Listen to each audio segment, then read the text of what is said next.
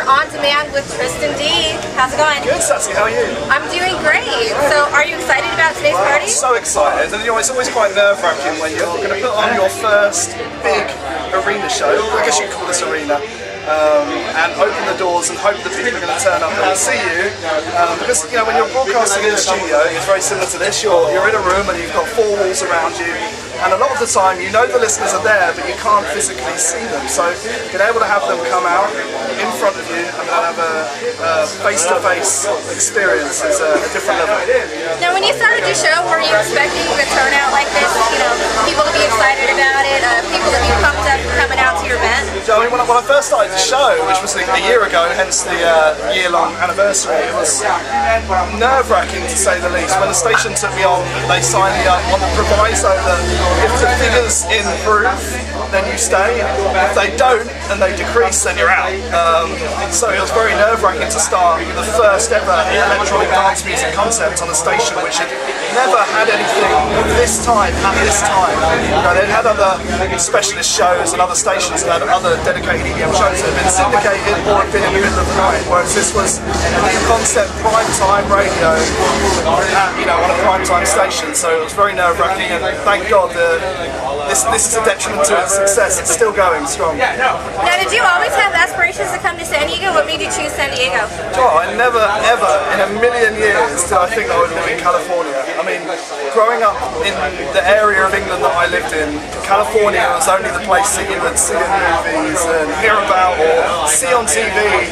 Getting to live there and getting to visit here just to DJ was a huge honour for me. And my first trip to the West Coast was to LA in 2009, where actually I met a young lady, and she's from San Diego, and we went back to England. She lived with me in the UK for 3 years, and we decided a year ago to move back to the United States. And with the emerging where the electronic scene is right now, it just made perfect sense to try and establish myself this side of the Atlantic, in a place where America's always had a strong electronic music scene, but it's in recent years it's kind of really gone a notch up again with the current EDM explosion, which I put in brackets because the word EDM for me is, I don't say a dirty word, but it's a very general term. EDM, and for someone that's, I consider my core values trance as a glorious style. That's just where I'm from. That's the cultural difference. But it's a good thing. What would you say your favorite part is about doing the show? The live show or the radio show? They're both so different, and that's the thing. It's to be able to do a radio show takes a different degree of personality. It takes a different degree of programming to it does in a club, because you're not catering to just a few thousand people on the dance floor, etc., etc. You're catering to an audience which ranges from 8 to 80, but you have obviously a core 15 to 30. So it's very different. I enjoy it. What would you say the craziest thing that's happened in the studio? Like, we know when we're on the air, you can hear what's on the air, but off the air, I've heard about in-studio guests. Yep. So is anything like really crazy happening in the studio while you're on the air? No, nothing as of yet has happened. It's too crazy. It's too crazy. Thank God, touch wood, because I try and bring in as much local and international DJ talent through Z90 for interviews and for guest mix appearances. But no, I managed to keep on a tight leash. Okay. So no craziness in the studio? No craziness yet.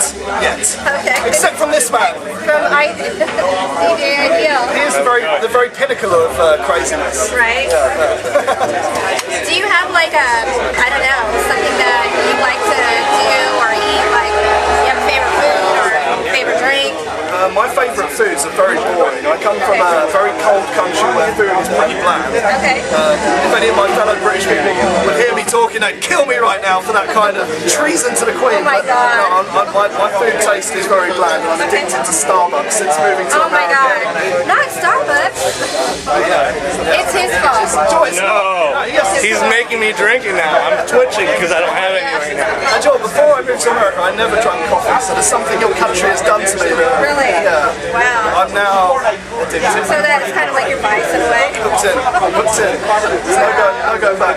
So you drink it on the air? Not Starbucks. Okay. Try not to. Otherwise you'll get a really wiry, you think I talk fast enough already. Try wiring me up with 3 espressos, then leashing me on a microphone. It's dangerous. So when you were a kid, how old were you when you first started DJing? I first started DJing when I was 13 or 14, just as a hobby. I got my first set of Technics 1210s. Well, actually, I went to my parents and I said, well, for Christmas this year, I'd really like a set of decks. And they're like, oh my God, he wants to be a DJ, this is the end. Our sweet little boy, you're going to go and try and be a DJ. And my mum was like, okay, you can have a set of decks, but you can have a set of belt-driven Gemini turntables, which were absolutely awful. I had Geminis. The worst thing they ever had. Gemini belt drive 120s. And from there, I ended up obviously carrying on, and the next Christmas said, okay, you've kept going for a year, you can have the Technics 1210s. So that was when I got into it. And we're back with Tristan D. Thank you, sorry for the slight intermission. Intermission's good. That's great. Gives us all a chance to breathe. Oh yeah, we need to breathe. We need to breathe. Breathing's good. Yeah, it is important. Let's just Overrated pass out. though. Oh, you do? Wow. Moving on. Right on. So, I know that you've been putting this, together for a while. Yeah. And what do we have to look forward to today? I know there's like a lot of DJs and a lot of people here. It's a mammoth lineup tonight of local talent, but also stateside talent as well. We brought in Tangle, who's really slamming it right now on the trance side of EDM. He's come over from Denver this afternoon. So we've got kind of an international array of DJs also on the lineup. There's Cali Paris from France, San Diego. So it's a really nice lineup of people which I've supported a lot on my show over the past year of ZDM, and these are the people which in my mind have quantified their position on the lineup as being solid artists who really deserve to be playing in front of big crowds. And tonight is so far a big success in that part. Yeah, I noticed that a lot of people are here, and I think that's really awesome. And one thing I wanted to comment on is I noticed that you've been here for what, about a year now? Yeah, exactly. You've been able to get a really good following, but I also wanted to comment on the fact that you're very down to earth, and that's something that's like really rare. It doesn't happen too often. So how do you remain grounded? Having the success that you've had. It's always just important to be who you are. Use the loose word of fame changing people. I just don't think it's necessary. There really isn't. No one person's any better from anybody else. And I do what I do because I love it. I don't do it for self-ego, massaging gratification that a lot of DJs do. I love music, I love making it, I love playing it, and also it's business, and I treat it as such as well. That's great. Speaking of making music, do we have some music to look forward to from you? We do actually. I mean, the track that's on Beatport right now with Tangle is a collaboration between him and myself. Charted at number 8 recently, which is a great success for us. We recently got picked up by Van Dyke's Bandit Records and we're signed to them, which is fantastic for us. Also, we have a forthcoming track on Tritonal's compilation released in December called Till the End, which they played exclusively on their show. So once that comes out in December, it's going to be huge. We've been filming the video for it today.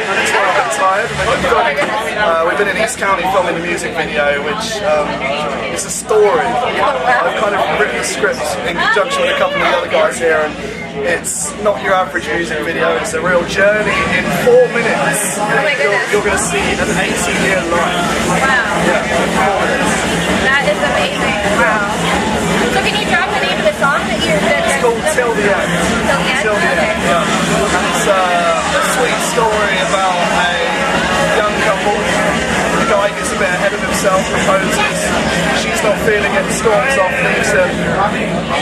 He then comes to the club here, where we're filming part 2 of the video later, and he wants to impress her by DJing. He's an amateur DJ who's always wanted to play out, and the story goes that he wants to impress her while she's here in the club enjoying herself. So, cut a long story short, he gains her back, and we then follow the next 70 years of their happy marriage in a romantic portrayal on the beach here in San Diego, and Yeah, it's cute. So who's going to play the part of the star in the video? We've actually picked Jay Blake, who's remixing the track with Ideal actually. And Jay Blake that's on the nice little bow tie today in pink. And, by the time this video comes out, it'll probably be on YouTube. So it's by next week it should be out. That's cool. Pink's my favorite color, so I'm definitely going to watch. So it's kind of, I hate to say it, and I love Jay, I love you with all my heart, but it's kind of a beauty and a geek scenario. Okay. You know, he gets a little bit ahead of himself. He's eager. A man after my own heart. He's eager, he's consistent. She knocks it down.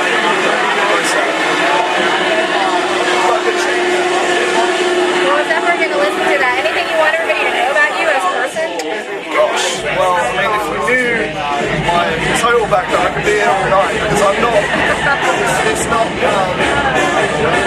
music is my life, and I love it, but there's a lot more to me than that. I'm an overactive brain, which takes a lot of fulfilling, so my other passion is flying aircraft. I did short time in the UK as a cadet in the Air Force, and did a lot of flying, I loved it, and still kept up my flying along the shipping around. That's kind of more of a sideline, which I enjoy as a pastime, but yeah. So do you think that maybe the next event's going to be on an airplane and you're going to be on an airplane? That's fun. It's already in the pipeline. Next year we're going to do an aircraft carrier here in San Diego. We're going to do the first ever large-scale EDM show on an aircraft carrier, which is going to be intense. And then I had the idea of doing a party at 38,000 feet with an airliner. I'm trying to persuade one of the good airlines, Virgin America or Southwest, to jump on board literally with the project. I'm hoping that Virgin will, because Richard Branson is a fellow Brit and he's just as crazy as I am. So I'm hoping that he buys into the deal and will let us have one of these beautiful A320s, Richard Branson, for a day. And a very select, exactly, pretty easy. There'll be 100 people, 38,000 feet. Okay. Why not? Well, that sounds like a lot of fun. Well, I'm not going to hold you because I know you have, some going on the air to do and all that good stuff, and we're going to be out there on the ones and twos. So Thank you so much. Thank you so much for doing the interview, and we'll keep up with you what you're doing. Thank you so much. Thank you all.